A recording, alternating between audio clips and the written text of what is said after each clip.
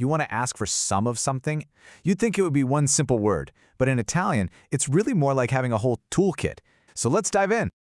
Okay, just imagine this. You're in a beautiful little Italian cafe, you can smell the fresh bread, and you want to ask for a piece. What do you say?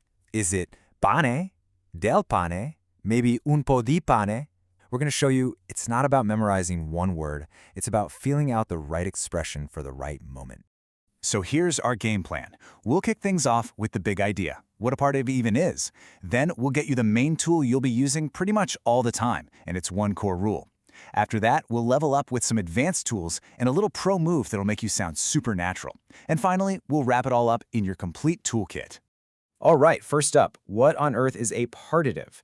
Before we even get into the Italian, we got to get our heads around this one really simple concept. So a partitive, it just means a part of a whole thing, an unspecified amount.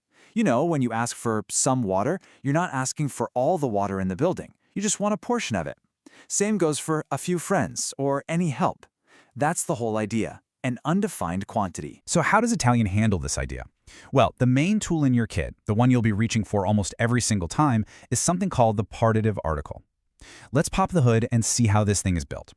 And here's the best part. The formula is incredibly easy. You just take the preposition di, which means of, and you basically just fuse it together with whatever definite article your noun needs. So di plus il becomes del. D plus la, that's della. D plus e, de. See? It's that straightforward. This simple little combo is your absolute go-to for saying some.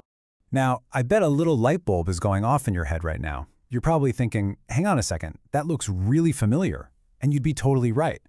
These forms are exactly the same ones you use to show possession. But here, the function is completely different. La casa della mia amica means my friend's house. That's all about possession. But voglio dell'acqua means I want some water. That's about a portion. It all just comes down to the context of the sentence. Okay, now for the single most important rule you need to know for using this partitive article, it really all boils down to one simple question. Is the thing you're talking about countable or is it uncountable? So here's the key. For stuff you can't really count, like water, sugar, gelato, you use the singular forms, del, dello, della. But for things you can count, like flowers, books, or questions, you've got to use the plural forms, de, deli, delle. And that's it. That is the fundamental logic. Singular for the uncountable stuff, plural for the countable things. But what if you want to add a little more, flavor, a little more nuance? Let's move on to our advanced tools, the quantifiers. First up in the advanced kit is un po' di. This literally means a bit of, and it is perfect for when you just want a little of something uncountable. You see, voglio del pane is a pretty neutral I want some bread. But if you say voglio un po' di pane, you're subtly suggesting you just want a small piece. It's a really nice, natural touch.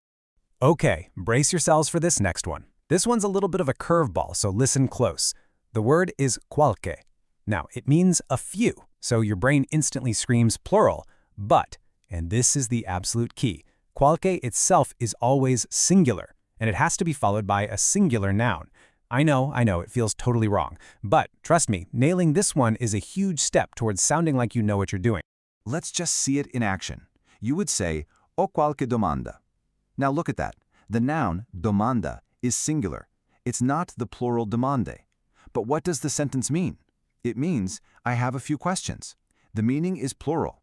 It's one of those classic Italian quirks that, yeah, it feels weird at first, but it'll become second nature before you know it.